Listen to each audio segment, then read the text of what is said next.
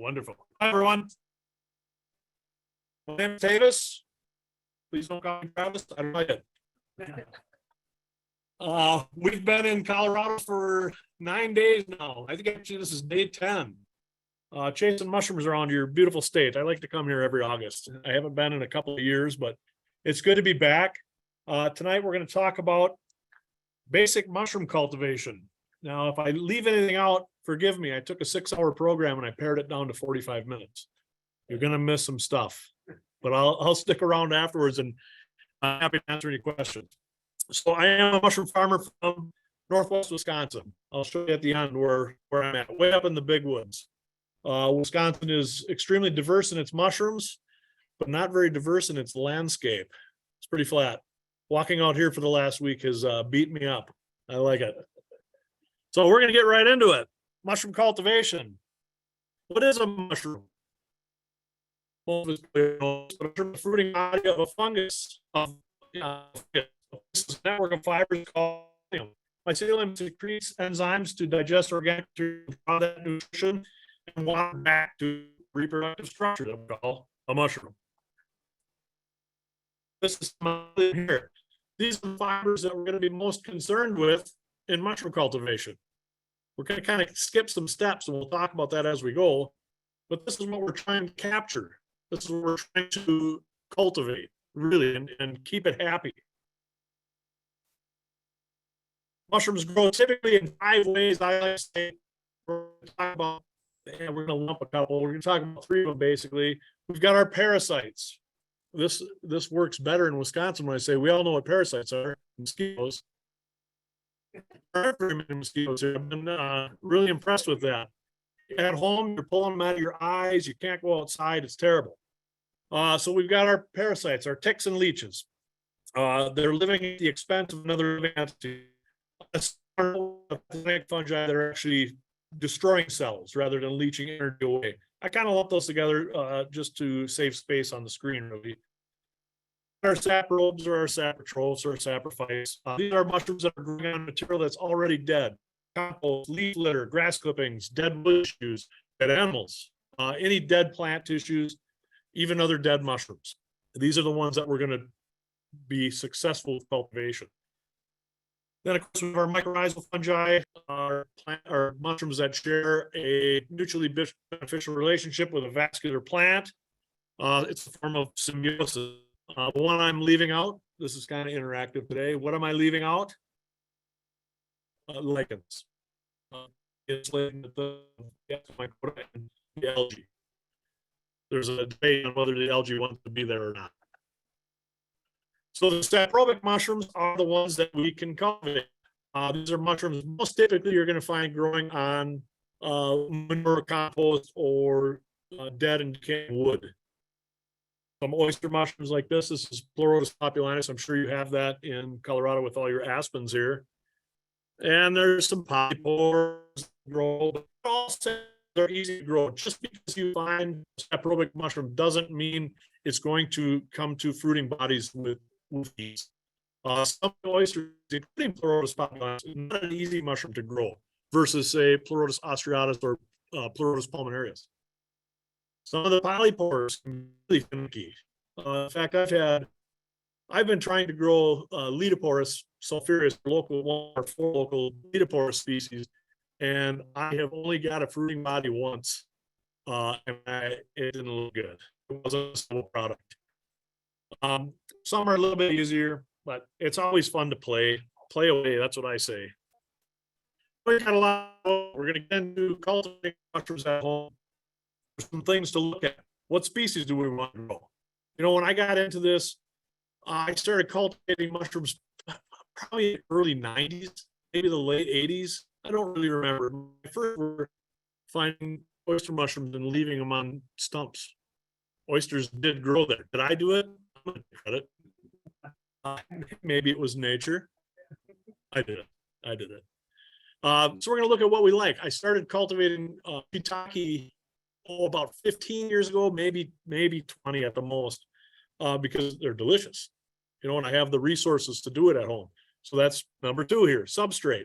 What do we have access to? You know, I've been all over the state. We've put we put 1,000 miles on to get here, and I've put 2,000 on, 2,500 just driving around Colorado the last 10 days. I've seen a lot of the state. I haven't seen a lot of usable trees, but we'll get to that too. We want to decide if we want to grow indoors or outdoors. Do we have space outdoors? You know, some people have a 64,000 acre ranch, and some people live in an apartment 5 stories off the ground. We have to decide what our space is going to allow. So we've got different methods of cultivation that can be done indoors or outdoors, depending on the space we have. And then, is this a hobby, or are we looking at growing on a commercial level? Growing on a commercial level, you got to have some skills that I don't have. One is marketing. I suck. I'm terrible at it. So you got to have kind of a dual skill set there. As far as growing them for a hobby, I do really well at that. The business end doesn't always work out as well. So mushrooms is going to require a series of things. Obviously, mushrooms need water. We have to have some nutrition for that mushroom to draw in, and we have to have water. Mushroom is right around 90% water. So they dry up quick. We need light. Light is actually good for strengthening mycelium. It also gives our mushrooms a nice rich color. If we grow them in the dark, mushroom, and they need air. That's probably the biggest failing point I've seen after we get to the fruiting stage, is people send me these pictures. They're like, what am I doing wrong? And their mushrooms are all spindly. We call that reaching.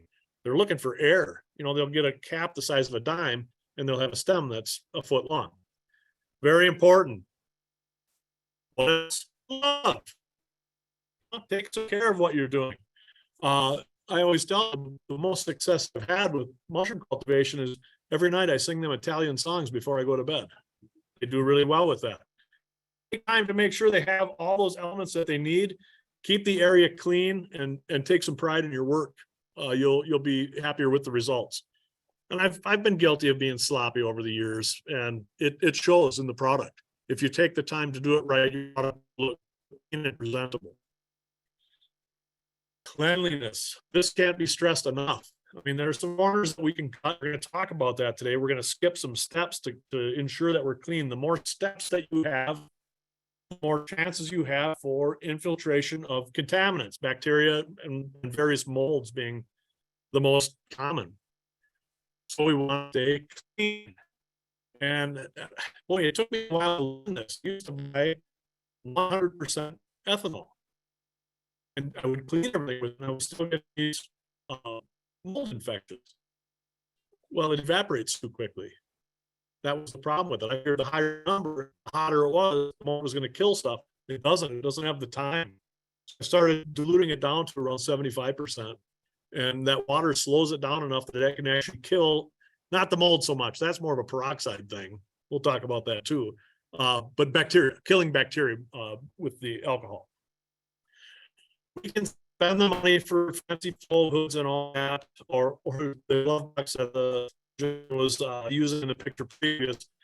Not always necessary. If we're going to go on a commercial scale where failure means loss of income, then yes, invest in the equipment. It's not outrageously expensive, but if you're just doing it to have a little tabletop farm on your kitchen table, then no, just build a little still box, and I'll show you how to do that today too.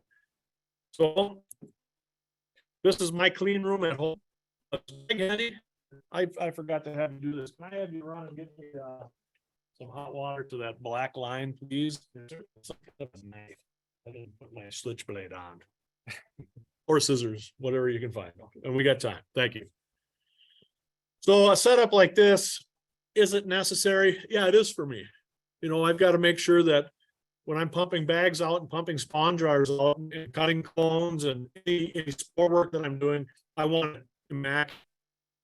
But I do this for a living. So a hobbyist, no, this isn't very cheap. I mean, the prices are coming down. I think those hoods are each 4 feet, so I have 8 feet of hood space. I think they're about $800 each now. I know when I looked at them a few years back, it was more like $2,000. But things are becoming more and more accessible, which is great. And I know it's not that clean. You can see filthy footprints on the floor. Usually I walk through a peroxide bath. It's mopped twice a day, and that's handicap parking space paint. It's the only paint I could find that actually holds up. Good printer there, because I was having a problem with dust on just a bare concrete floor. Way to start. I have my still box still in my house, kind of a little trophy high on the cabinet. And I mean, kind of similar to this, except I cut a taller hole, and that way I can bring jars in without tipping them sideways. And so I got a little archway that I put in there, but it's just a way of preventing material from falling into your work. You know, old floors, anything off your face. Cleanliness being important. Anytime we're going into the lab, take a shower. Get as much loose skin off your body as you can. Wear clean clothes. Anything can cause problems. So cleanliness being very important. If you don't still go into a room or a closet that there's no air movement and just work fast but efficiently. Don't bump things, and just get your work done and get it sealed up. The less time everything's open, the safer you're going to be. So where do we start? Well, the easiest way is to order spawn from a spawn manufacturer. It's great. I do it all the time. I make most of my own spawn, but if I want to try new genetics, I go through Field and Forest Products in Peshtigo, Wisconsin. It's 5 hours from me across the state. I don't drive there. I order it. They're great people. Otherwise, Matt's Wild Foods in Milwaukee, he's always playing fun genetic. Him and I back and forth a lot. But a prepared spawn product, you can skip right to substrate. It's very easy. It's very inexpensive. You know, you can get enough spawn for $10 to grow 50 pounds of mushrooms. And once you have that organism, you essentially have forever. You can keep that organism alive. We'll show you how to do that today. So spores are the reproductive cells of a fungus. You can start cultivating, but it's not a great way to do it. There's much better ways. A simple biopsy of the inner tissues of the mushroom is superior. We already know what that mushroom is going to be. We call it a clone. We're going to get the exact genetics that we had because the mushroom is genetically the same. Get some substrains, get a little mating, and that's fun too. Sometimes you can get some new strains. We've intentionally blended some strains of oysters and ended up with some amazing colors, but they're usually not very large, meaty mushrooms. And sometimes the pretty ones are cool too. So eliminating a step here, we just took one step off by not using the spores. If somebody wants to know how to do it growing with spores, I'll be happy to tell you. Not session. It's going to take too long. But if you want to talk about it later, I'd be happy to. So what I do, and I know this isn't everybody's preferred, but the more I get into it, the more I prefer using a color. It's a very simple way to do it. So I make these jars, and if you can see on the lid up there, I punched 2 holes in it. I bought a simple hand punch, but boy, you can do it with a rusty nail and a hammer. Pop 2 holes in there.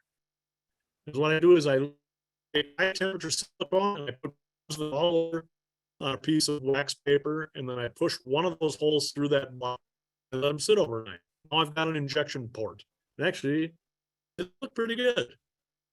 Not bad. And I'm not entering this in any beauty contests. I don't care if it looks good. I'm after effective purpose. Then the other holes are breather.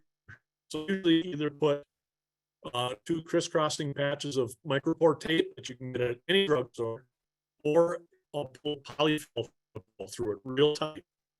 So you can just let a little bit of gaseous exchange, or you're going to get CO2 buildup and you're going to kill the organism. I said I needed pillow stuffing, and she goes, "Don't buy the stuffing, buy 2 pillows. It's cheaper." So a bag of pillow stuffing was $9. You can make 1 pillow. Pillows were $2 each. Yeah. So if we look closer, is cut a biopsy out of a mushroom. There's a couple ways to do it. If you've got a flow hood, you can cut it with a scalpel, open the jar up in front of your flow hood, and tap it in there. Do it quickly. Open your lids always towards the so that nothing's going to sneak in from behind. Or what works really well is take a syringe and a hypodermic needle, a bigger needle like a number 16, and always keep clean, flame sterilize that thing, and pierce through high temperature silicone and draw just a little bit of liquid in there, and then actually use that needle to take a biopsy of the mushroom. And just punch it into the mushroom and then kind of tip it back. Don't punch all the way through. and we want to tear our mushrooms open. Oops, let's get back there. Tear them open, don't cut them, because when you cut them, your knife is pushing things from the exterior into the interior tissues. Now we've got a contamination risk. So tear your mushroom open, plug that needle in there, give it a little twist. See just a little, it takes nothing. It takes so little tissue to get a good one. Then shoot it back into here. No, I don't know if my mouse will work. Oh, it does. So from this level down, do we see that white cloud? That's about 20 days of growth on that little tiny biopsy out of that hypodermic needle. That's pure mushroom DNA ready to go into spawn here. And I don't often do it by the quart. I usually do it by the pint. So that's actually that I put up there is a pint recipe. So, and that is enough to last the rest of my life. I mean, because it doesn't take very much of this to grow a mushroom. Then you just give it a little shake, put the needle back in, and those silicone plugs, you can punch needles through them dozens of times, but always hit it with fire. Get that needle glowing red, so you know that anything that could be inside of it or on the outside that we don't see is killed. We want it dead. So now this is ready for me to use or refrigerate or use next year. I've got one jar. I made a half gallon a couple of years ago of a popular strain we grow, black pearl oysters. I think that's what I've got for spawn here today. I don't recall. I have to read the numbers on it. That half gallon, I've never refrigerated. I leave it on the counter. It doesn't fit in my little mini fridge. It still works. It's got to be 2 years old. I still just draw 6 milliliters out, shoot it in a spawn jar, and I got spawn in 10 days. But remember that we got to sterilize it. This is part of my sterilizer bank here. So anytime I make liquid culture or spawn, grain spawn, which I'm going to show you how to make too in just a few minutes, we have to sterilize that. I don't mean pasteurize. Pasteurize is good for substrate, but when we're at the spawn stage or the liquid culture stage, we want to get everything dead. So that's why people ask me, are mushrooms easy to grow? And I said, mushrooms are hard to grow because they're so easy to grow. So I have, it makes sense. I have a piece of sterile tissue here, be it LC, liquid culture, or even a nutritional agar plate, which I don't do very often. That's the way I used to do it. I used to do those in jelly jars. Works great. Liquid culture to me is just faster. It's the way to go. So I've switched in the last few years. I haven't got agar into spawn in probably years. And maybe I did a little, but whatever. It's not my mainstay. Liquid culture. Well, the grow easy to means when I open that thing up, any other fungus in the world is going to start growing there. They're too easy to grow, which makes it hard to grow the one that you're trying to isolate. So back to cleanliness. So sterilize, kill everything. To do that, in a pressure canner, it's 15 psi, 90 minutes. I do that for everything. It works fine. If you don't have a pressure canner, an old steam canner, the old with the big canning rack, that works fine. If you don't have that, just put a jar in water, put some rings in the bottom though, so it's not on the element or you're going to blow jars up.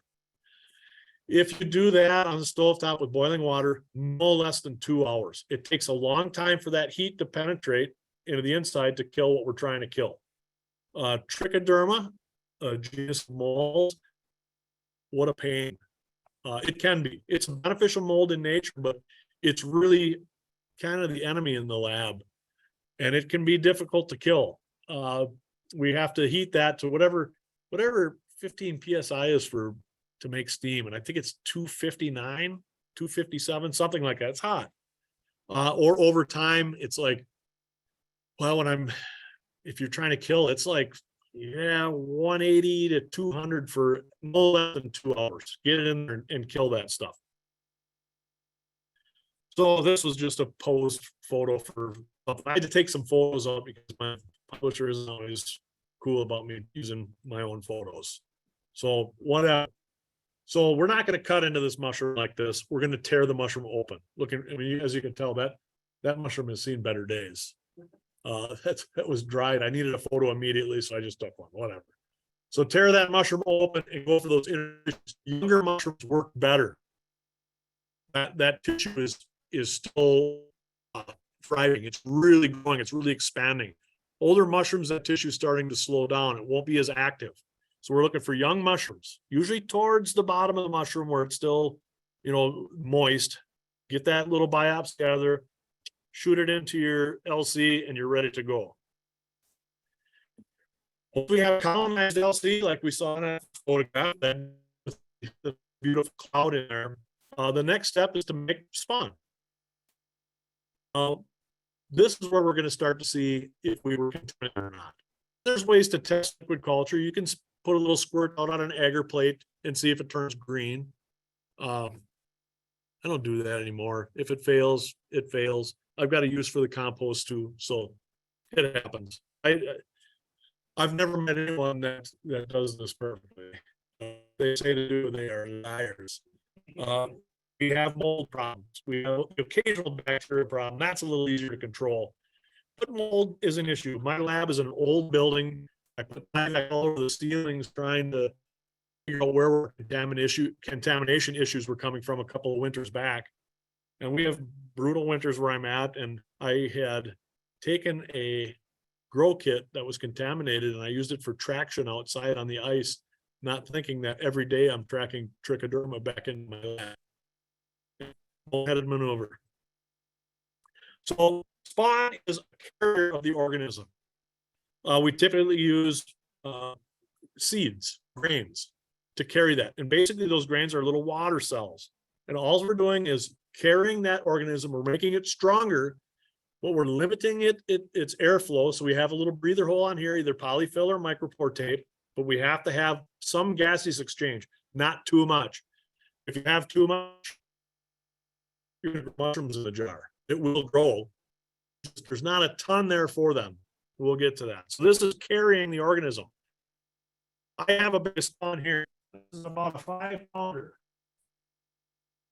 So this is enough to grow as many mushrooms as you want. Every take one out, put it back into it, another bag of this. This bag will do, I think, 14 my 5-pound substrate bags. Well, and sometimes I'll do 2 or 3 of these after today. It's been in my car at 90 degrees for weeks. Greg said if nobody wanted it, he'd be happy to, but that's up for grabs. I'll even have a substrate bag too that I'm not bringing back to Wisconsin with me. So we're carrying the organism. So grain soak water is what we're doing. What I typically use is rye berries. Berries, I know they're not berries. Rye berries just means seeds that have all the whole root. They're clean seeds. So this is our little water cell for the mycelium to draw moisture from. And lots of grains to choose from. The hydrated grains, once we get them in the jar, again, have to be sterilized. We're at our response stage. So that's back to the cooker for 15 psi at night, or back on the stove for no less than 2 hours. I would say even 4 hours. Do it. We want to make sure that interior gets hot enough that things have died. Let it cool, please, before you put the shot of LC in there. You're going to kill it. You're going to squirt it right to its death. So let your spawn jars cool, your grains. So like I said, I do choose rye berries because they're available. Is there a lot of rye farming in Colorado? Okay. No shortage. Yeah, it's commonly cultivated where I'm at. It's just cultivated for whiskey. Yeah. Lots of other grains we can look at. Wheat berries. I'm sure there's wheat here. Oat berries. They work. Birdseed. Yeah, birdseed works just fine. You got to pick out the sunflower seeds. You'll probably find the hardware side of a screen to filter those out. The sunflower seeds don't work as well. They're not as easy to handle. Millet seed, that's usually pretty easy to find, at least in smaller quantities, like a co-op, a local health food store. They'll usually have millet seed. And what grain is readily available everywhere, all times? Popcorn. Popcorn, 10 points for you. Popcorn works great. What's the difference though if we're using popcorn for our grain versus rye or wheat? We have to use heat. So we have to simmer the popcorn for about an hour to get it to hydrate. If we look at popcorn, it's got that transparent, really heavy skin on it. The water doesn't go in there very well. So we have to simmer it. Doesn't have to boil, just simmer it up a little bit and keep an eye on it. And if that little membrane starts split, and then we have to kind of pat and dry and air dry. And they swell a lot. You'll know they're plump. Actually, popcorn works really well. I was using that for many years, but it's expensive. So I found a bulk place that would sell 40-pound bags for $24, and then shipping was $42. It's hard to handle. So there's this right next door to my office. I had her ordering it, and then there was no shipping because it was a regular delivery truck.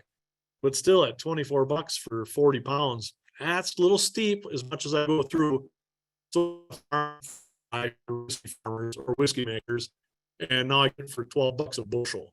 That's 56 pounds for $12. If you're not going bushels a month, go buy some popcorn. Works just fine.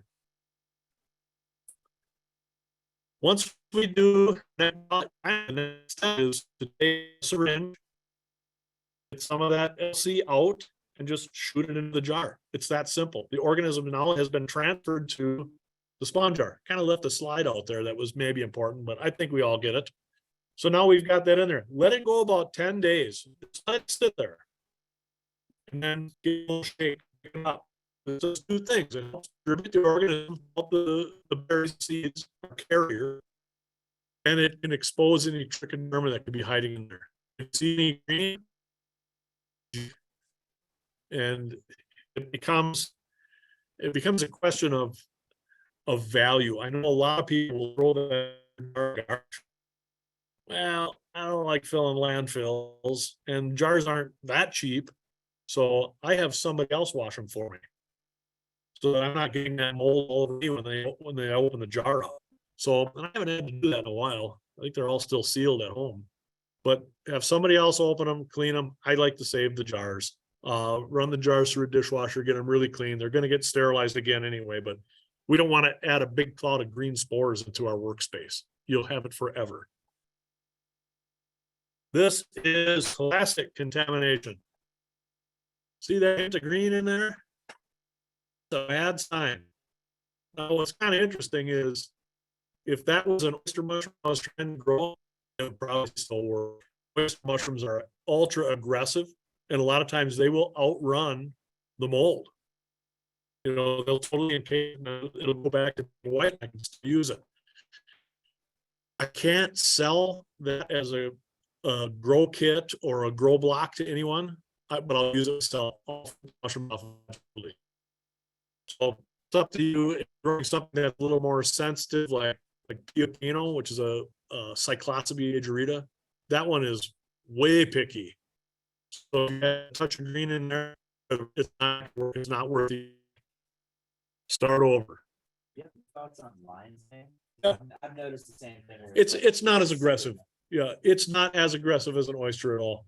I don't grow a lot of lion's mane. I grow a lot of bear's head because that's our native species. Hirsium americanum, coraloides. Very easy to cultivate, as easy as lion's mane, and I have access to them in the woods. I can take a wild mushroom in and take that biopsy and grow that mushroom in my house. Where lion's mane in Wisconsin, it's only about the bottom of the state. I'm to Lake Street. It's too cold there. That mushroom doesn't survive our winters. Yeah. Once the grain is colonized, then we're ready to add it to our substrate. Our substrate is our nutrition. This is what's going to give the mushroom food and energy to produce a fruiting body, an edible mushroom. Lots of places here. So, anybody have a fresh shiitake mushroom natural log? It's about as good as it gets. That's a fabulous mushroom. Mushroom grown on a substrate block, they're all right. They're pretty good. There's something about a natural log shiitake mushroom that is fantastic. I was all over Colorado. I didn't see an abundance of natural logs. That makes this one a little bit tougher. Straw. Tons of straw here, right? We got wheat, we got rye farming. So straw is an available resource for cultivation, even on a commercial level. Fortified fuel pellets. Do we have a lot of fuel pellet stoves out here to heat our houses? A few, yeah. So the pellets are available. Just make sure they're not blended or softwood pellets. We gotta have hardwood fuel pellets, oak pellets, and consumer waste. And we'll talk about that as we get to it. So good log choices. In Wisconsin, we have 7 species of large oak tree, like this. We have a whole family of birches. We've got 3 true birches, and we've got hornbeam and hornbeam. It's called blue bee. These all grow mushrooms really well. They don't grow here. Doesn't help, right? Hard and soft maples. We have 4 native maples in Wisconsin. We have the natural log resources. Cherry. A lot of cherry here. I don't know if it's native or not. I think it is native. Choke cherries. Yeah, that would work fine. It doesn't work that well, but here. But aspen works. So I've got a young lady up in Wyoming. She's growing aspen or oysters on aspen on her little farm. Works great. There is certainly no shortage of aspen in Colorado. That's great. It's all over the place. That's a good resource. Got a little forest. Maybe you want to thin a couple logs out, grow some oysters on it. These are the pictures I had changed. So bear with me. This is my front yard. That's everybody's front yard. That one's a bur oak, and the 2 in the background are white oaks. And they're huge. Cut a couple limbs off it. The wood that we use for mushroom cultivation is live and dormant. So we harvest anytime after about 2/3 color change, all the way until spring when the bud starts to smell. A lot of people calling me saying, "Hey, I had an oak tree go in my yard 4 years ago. What kind of mushrooms can I grow on that?" I'm like, just wait, they'll grow. Don't waste your energy. You're not going to outrun the native fungi that are kind of designed to break that wood down, because we're going to be injecting a non-native fungus in there, like shiitake or something. Cut your wood when it's alive and don't let it die for a couple of weeks. Wood, when it's alive, is extremely antifungal. That's why the trees don't die from fungus infection. Once it's dead. So cut it, keep it from drying out, but let it die for at least 2 weeks. And then is what we're going to do is we're going to create some injuries, some holes. We're going to drill anywhere from 40 holes in that log, and we're going to inject mushroom spawn. So rather than a grain spawn here, like we looked at, we're actually injecting a sawdust spawn. So we take a cup of that grain and add it to sawdust. We're going to make some of that in a minute. Then we take each hole. There's a pattern for the holes. We drill them about 6 inches apart. We stack pattern all the way around the log. Fill every hole. Once they're all filled, whack them. So we melt to seal that spawn in. And yeah, it kills a little bit on the surface, but for the most part, that organism is alive and well underneath. 2 things: prevents an easy infection. So our spawn is always sawdust spawn and substrate. It was about 60% water. So we got it very carefully measured here by Greg Sanchez. Be exactly what we need when we make one here today. But once we do this, we're going to have a couple of enemies we got to watch out for. What are they? Woodpeckers. Woodpeckers will clean all of those holes out because it looks like damage from an insect. And they get in there and it's sawdusty, like there's a grub in there. So I've had logs just decimated by downy woodpeckers. They come in, they'll peck every single hole out of there. How to deal with it? You know, grow up, that doesn't work. The holes in that too. Chipmunks. There's a certain sweet smell to mushroom spawn. It smells very pleasant. Yeah, I should need that knife. I'm not going to cut that back open. We'll be okay.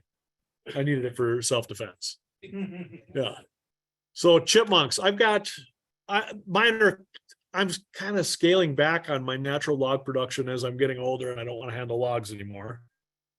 But chipmunks were a huge problem. So at peak production in about 2020, I had about 8,500 shiitake logs in the woods. I had them cribbed up. And I'll get to that. And cribbed up and act like this, and every one of them was a chipmunk condominium. They will eat the mushrooms too, and they like to get them when they're really small. So rather than waiting for the mushroom to get this big and they take one bite out, they take one bite of every single one. Emerging, and it's really hard and tough. So I have a friend who likes to play with snakes, and he said, I'll bring over a fox snake. And he found a big one, 6-footer. And he brought that over and said, this thing will eat a chipmunk a week until they're gone. I said, perfect. And it'll only take 1,300 years and my chipmunks will be eliminated. He released that snake into my mushroom garden. And I don't know if the chipmunks smelled it or what. I moved out that day. Chipmunks were gone. He probably only had time to catch one. It lasted about 3 years before they started coming back. So I think he hung around. I think he ate well for a while. Or she. Now, cut some larger logs. With this kind of production, I don't like to do logs bigger than about maybe 6 or 7 inches in diameter. Logs 41 inches long. I don't want to pick that, but it makes them stack even. They could have picked 39. Doesn't matter. It's ease of handling. If logs are this big, will they grow mushrooms? Of course they will. Take a little longer to colonize if we did it this way, but you need a forklift to move them around the woods. So what I do is totems. So we take the like if I were to cut down a whole tree, don't often do. I usually take a couple limbs off the tree, especially if I can see, hey, that limb is stressing out the structure of the tree. I'll take that off. I help the tree and that whole branch, maybe it's 6 or 8 inches around, maybe it's 10 or 12 inches around, or across, I should say. I'm helping the tree and it gives me some substrate, some natural log substrate. But those big ones, I don't want to carry those around. You saw that little roller table that my brother and I were on there, tipped in his face. So is what we do is we cut it and stack it up. And between each layer where we've cut it, we put a layer of sawdust spawn in there, like this. And we just stack it up. Then I wrote on there a white garbage bag. Of course, this is a black garbage bag. Put this in the shade or it will overheat. White tends to keep it a little bit cooler. So all we do is we press it together, just a little bit, just so there's good contact being made there. And it's maybe a quarter thick, loose sawdust spawn. Then I pull the bag up over it. I just leave a little bit of a breather hole just so you can get your finger in there. And then just loosely tie it. A hair tie works great. Just kind of hold there so you get a little bit of breather, but it holds all that moisture in. This is the other method, but it's the same idea. What we're seeing here is colonization of the wood. It is shiitake spawn or mycelium growing through our substrate. Pretty visible, right? And we can't see it now because this is a little bit more advanced.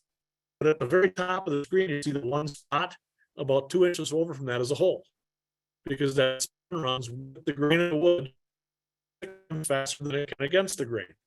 So it only takes, just a few weeks, and you'll start to see the ends of the logs turning white. Successful.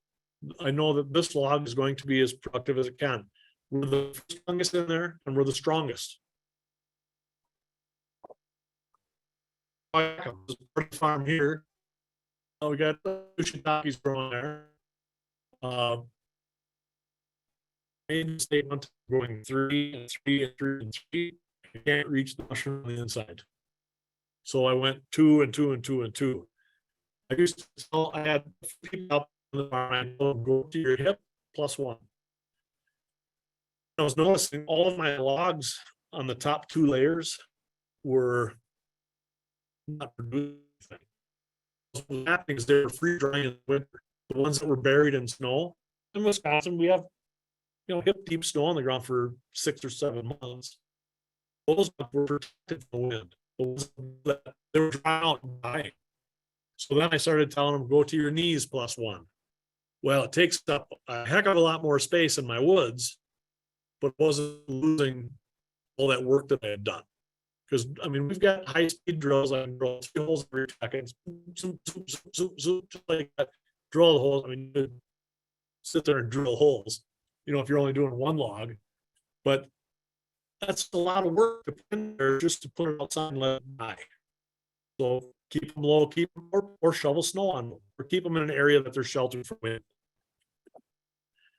Using straw as a substrate. And this is kind of the part I cut off straight across. But there's a lot of mushrooms we can grow on straw.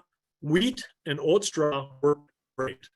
We want them to be golden and as weed free as possible. I know that's tough, but we don't want all that green material in there. It tends to compost kind of too fast and it just doesn't work. So good straw fibers. Rye straw and barley straw have some very strong antifungal properties and they do not colonize very well. So wheat and oat or buckwheat. Nobody has this number. It's my daughter. I don't know how to pronounce. So looking at those two, buckwheat straw works too. I've had success with that if you know somebody that's growing buckwheat. And I don't remember where I got that. Not commonly cultivated. Anytime we're using straw for cultivation, you can do oysters. Works great. Lion's mane actually works on straw to an extent. It's a little bit less productive. And then Stropharia rugosanulata, the wine cap mushroom, works wonderfully on straw, better than wood chips. We'll talk about wood chips later, but works better on straw. But that has to be in contact with the ground. It needs some bacterial lovemaking to trigger its fruiting process. So we have to pasteurize, not sterilize. Now we're back to pasteurization, which is killing the bad stuff but leaving the good stuff. Beneficial bacteria. So we're going to do that with heat, and that process is 160 degrees for 12 hours is usually pretty good. It's not sterile, but it's killed a lot of the simpler organisms, things that are going to bother us. Or by adding hydrated lime, and you can buy that at garden centers, farm supply. That's usually where I go is a farm supply store for lime. And we mix that in a ratio of about 12 grams per gallon of water. I know I'm mixing metric, fine. Yeah, half ounce roughly. And that's going to be a little hot. What we're doing here is raising the pH up. An oyster mushroom will tolerate a pH of over 11. Yeah, I mean, you're almost talking caustic. When I've worked with this blend, it'll dry your hand out pretty bad. So wear gloves if you're actually playing it. So, and I don't remember, it was 1 pound. I think it's 1 pound, 13 ounces for 30 gallons of water. I think I'd have to check on that. I've got it written down somewhere. I don't remember the exact number that I do at home because I do everything in volumetrics. So I weighed it one time and then I do a line in the cup and I just go to there cold. Anything more than this, it doesn't dissolve very well. And we're doing it in cold water out of the garden hose, so it doesn't mix very well in the first place. Got to do a lot of stirring. But this is our 2 ways. Then we're going to put the straw into the water and either heat it, heat the water when the straw is in there. We want to soften those tissues. So we can ferment it. Yeah, that works too. Just put it underwater, completely underwater, 5 days. When you take that straw, you're going to stink. Fermented straw doesn't have that nice, pleasant silage odor that corn silage or haylage has. When it ferments, it's pretty vulgar. It's not a pleasant smell and it permeates the skin. So you're not going to enjoy a sandwich for a few days because your hands are going to come up. It's awful. So fermenting works. It works really well for wine caps. For oysters, I do recommend pasteurizing or chemically pasteurizing, adding the lime. It does work. The pH up. We soak it then 24 hours if we're doing a lime treatment. 24 hours and it's ready to go. Now we're going to add our grain spawn. See, this is kind of our building block. It works for everything. So our grain spawn is going to either make our sawdust spawn for natural log production, or we're going to put it directly to our substrate in straw cultivation. So we take our grain spawn and we're going to add it at an approximate weight of 5 to 10%. Do I measure it? No, I don't. Use a cup and I fill it, and that's about halfway full. Good. So I'm probably inoculating at a rate more like 20%, but that's all right. I've got plenty. If you're making it yourself and you only made a little bit, measure it out, weigh it. This is all by weight.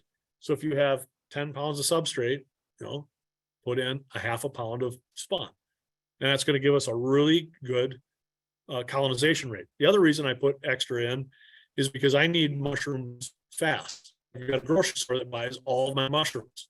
In fact, they would buy more if I could grow more. I can't grow any when I'm in Colorado, so I'll be playing catch up when I get home. So go with 20 if you've got it. If you need mushrooms for a Christmas dinner and you got everything there and you're like, wow, it's only 22 days away, go 40%. Dose it up. It'll grow. This is how we do sleeves. So we take these 40-inch sleeves, they're about 10 inches in diameter. The straw has been fermented, and I just kind of sprinkle a little bit of spawn in there whenever I feel like it, and pack that thing full. And you seal the top as tight as you can, and tie it in a knot, and then I hang it up. You can do this in a 5-gallon bucket, drill some holes in it, and then I have an archery broadhead that I screwed through a little board, and I just go around and I spank holes in it. It cuts a nice cross hole every time I hit it. Spank, spank, spank, just space them up a little bit. Anywhere that mycelium detects oxygen, it's going to produce a free body. It knows there's atmosphere there and it can release its spores. That's its job, is reproduction. So how many did I cut there? About 4 per row. And I kind of stagger those too.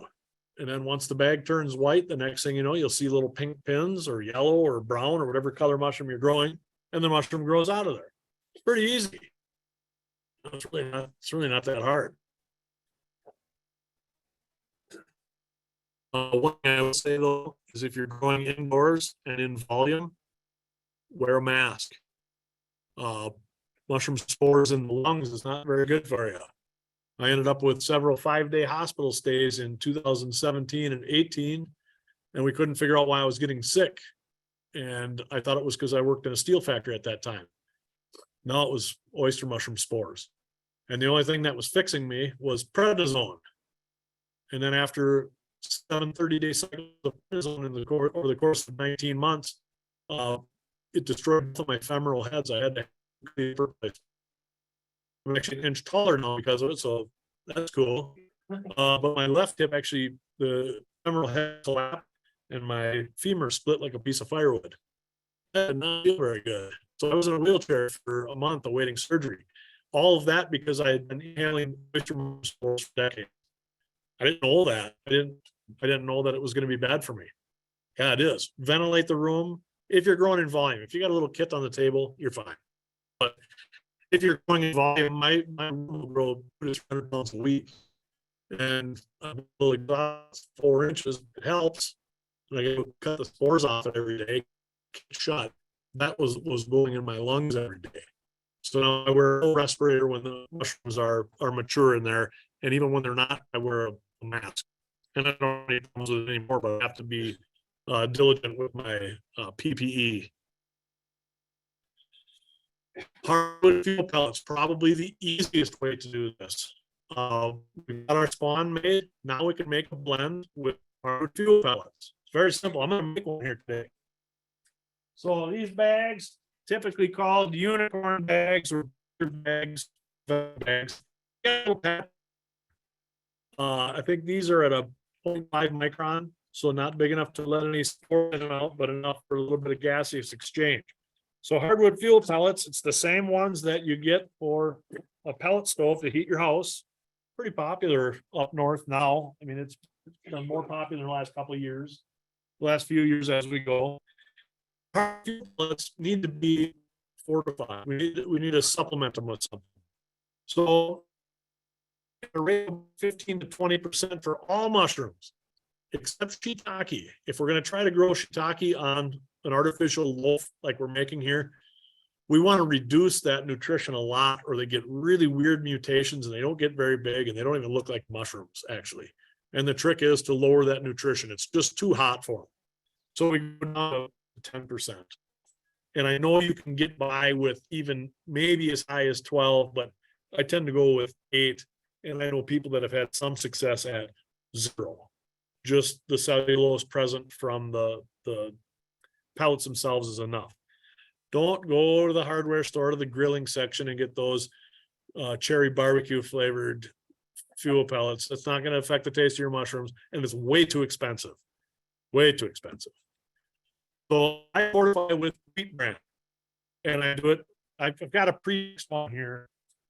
I do it just by volumetrics. This is my line for fuel pellets, and then I've got a special cup just for wheat bran. And I poured them together before I came here. This has been riding around in my car since last Sunday.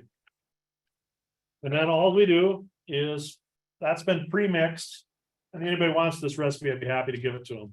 And then this doesn't always go well for me. Then I just add water. And I have just made a perfect mushroom substrate for many, many species of mushrooms. This is my standard recipe. Was that water hot, Greg? It was. Yeah, it was. So it might take a little longer. We'll watch this thing. It'll grow up to about here. As those pellets start to break down, it turns into loose sawdust. If it's hot water, it's just a few seconds. Cold water, hours. I mean, it's amazing how much difference it makes. But I can see them starting to swell already. I can see the water going away. Now that does not have to be sterilized. It can be, but pasteurizing that is plenty. So for pasteurizing those, my cooker holds 40 of those at a time, and I heat it to 202 for 18 hours. At 5,280 feet, you can go way lower. What's the boiling point in Denver? 202. So maybe like 195. Yeah, 196. Somewhere there for 16 to 18 hours is going to be plenty sufficient to pasteurize. Or you can do the pressure cooker thing. Same, 15 pounds, 90 minutes. Now it's sterile, but it'll still work. So once that's ready to go, I just take about a half a cup of spawn and just dump it in there, and then I seal it. If you saw in my clean room, I had a bag sealer there. Tape it shut, I don't care, whatever, to keep the stuff out.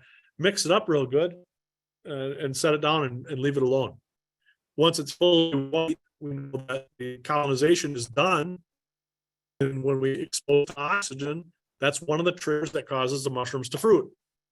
Now we've got a lot of other supplements we can use. Brown rice flour works great. Anybody know the downfall of using brown rice flour? It turns into concrete after you cook it. It is extremely difficult to mix. And I actually used to use a blend of brown rice flour and wheat bran, and it was way too much labor. With these, I turn the bag upside down, I turn it back over, and it's mixed. It's not. With wheat or with brown rice flour, I had to get in there and break all those clumps apart. It was a real pain. Millet flour, the same thing, but not to the same extreme. It's not quite as brick hard. Soybean hulls, they're usually pelletized. You know, it's a waste product. Well, it turns out it works great for mushroom cultivation. So the mix there, they nickname it the Masters mix. It was invented by a guy, I think he's on the East Coast somewhere. And it's 50-50. Hardwood fuel pellets, soybean pellets. If that's an available product here, it does work very well. I don't use it because it's not readily available to me. There's no pelletizing mills in my area. We do have some soy farmers, but not very much. Beet powder, it works. Alfalfa pellets works a little bit. It's not great, but we can supplement it with various things. Just show you that try mix. Those are minor. I make 8 of these bags a week. I'm not a mass cultivator that's making 1,500 bags a day. I make enough to support us. Not. Hours of work a week is plenty for me. I gotta go out in the woods and see the mushrooms. Then we add some water and they grow like that. Yeah, then once they've been packed in the cooker and passed, I take them off the second day, so they've had plenty of time to cool. And I do all this work in front of the hood so I ensure that it's clean, because this is my livelihood. This is my investment in my future. After we inoculate, this substrate has to incubate. We want it fully colonized before it's going to produce a mushroom. This can take as little as 20 days. 20 days, who cares? They'll sit like that for 3 months. If you want for longer, refrigerate them. They'll keep up to a year just fine. What triggers mushroom to fruit? Well, in nature, our saprobic mushrooms, a lot of them come out in the fall when there's a lot more dead tissues. So a decline in temperature and a decline in moisture are two of our triggers for fruiting. So we're trying to simulate a change in seasons. So I usually incubate over 70 degrees, and then I fruit below 70 degrees. Usually 66 to 68 works good for incubation. 72 to 75 works great. So a sudden exposure to oxygen helps. Evaporation from opening that bag helps. And then, of course, the change in temperature, that's going to trigger fruit of a season. With natural logs, if you're growing shiitake, be prepared to sit on your nest for a long time. You might get some mushrooms at the 5 to 6 month mark, but you're not going to see full production probably for 18 to 24 months. So when I started doing this, I invested everything I had into it, and then I broke for a couple of years. It was tough. But I jumped right in. I wish I'd been a little slower. I don't care. That was a long time ago. I've recovered. Yeah. Growth. This is the species I've bagged for whoever claimed it or wants to. Open the bag up. How old do you think that mushroom is? Yeah, probably 20 to 24 hours. Doesn't take very long. Day 2, 4. Extremely here. This is one of my more popular mushrooms. A few variations on it. We've done a little formatting with it at my farm, and what was interesting is we had made it with a blue oyster, hoping to get something either blue or black that was our own, and we got a yellow oyster with black spots. Super cool. We called it the cheetah or the leopard oyster. Sorry, the leopard oyster. I sold it for a couple years. I don't have those genetics anymore. It didn't produce big flushes like this. It would produce like 2 kind of big mushrooms out of each block. It wasn't nearly as efficient. Consumer waste that we can grow mushrooms on. What products do we use and then throw away that can be utilized for cultivation? Coffee grounds, absolutely. What else? Cardboard. Hey, you guys are good. Those are the 2 I'm going to talk about.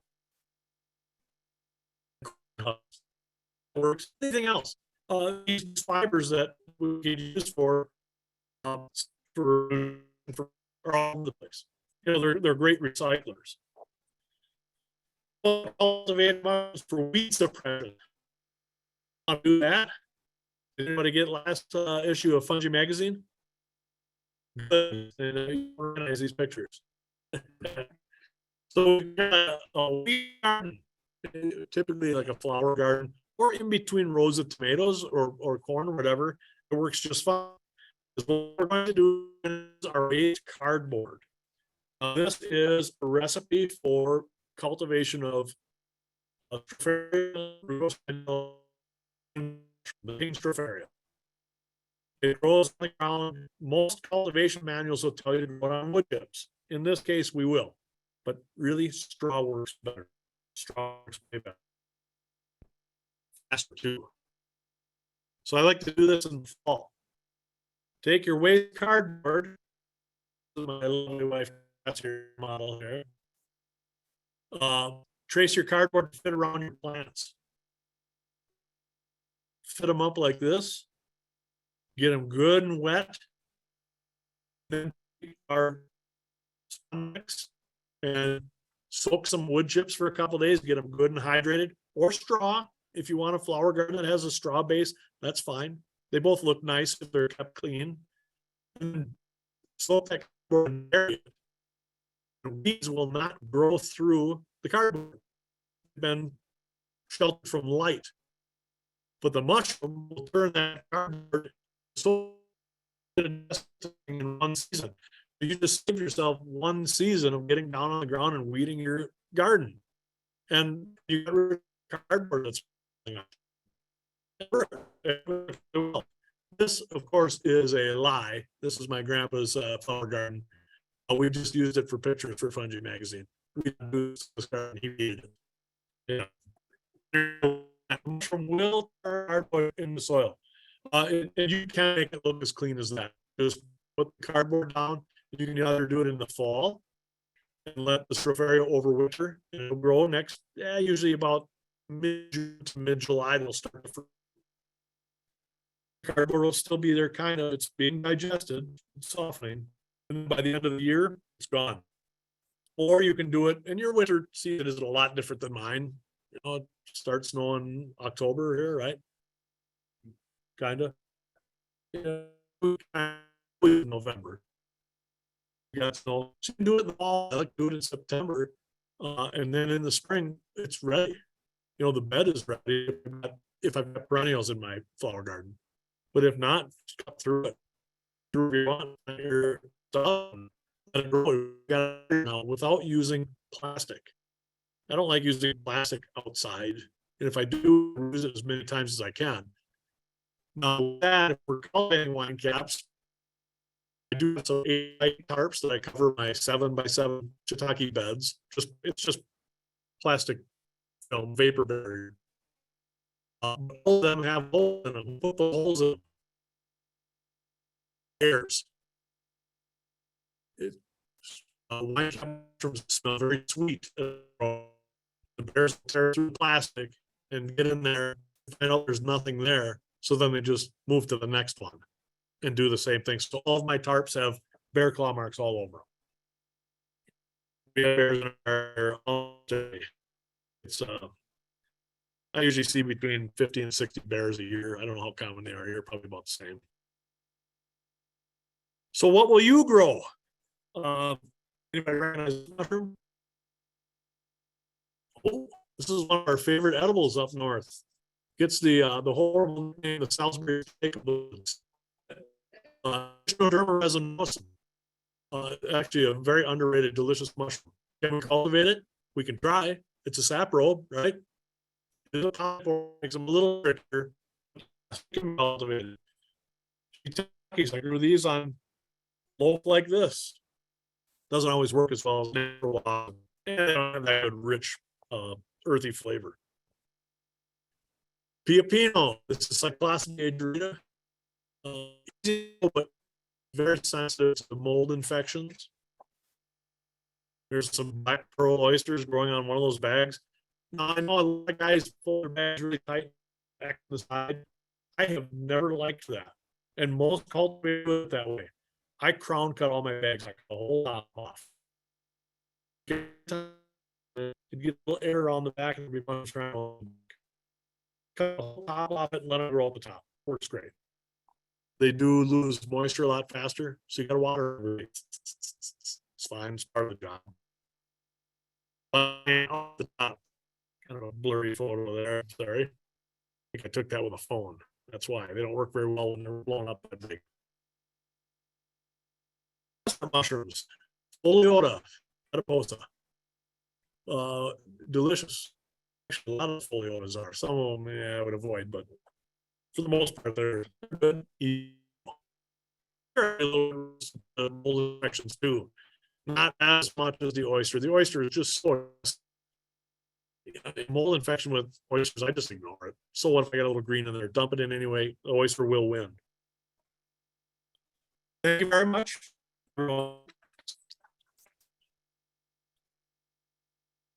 For any contacts for me for any questions, my name is Tavis Lynch. You can find me.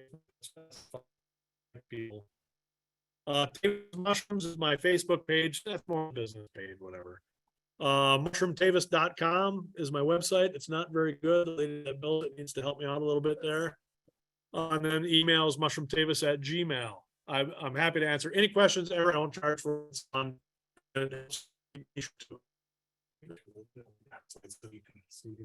Yeah, we have time for questions, and Not a lot though, because that's where I got to go.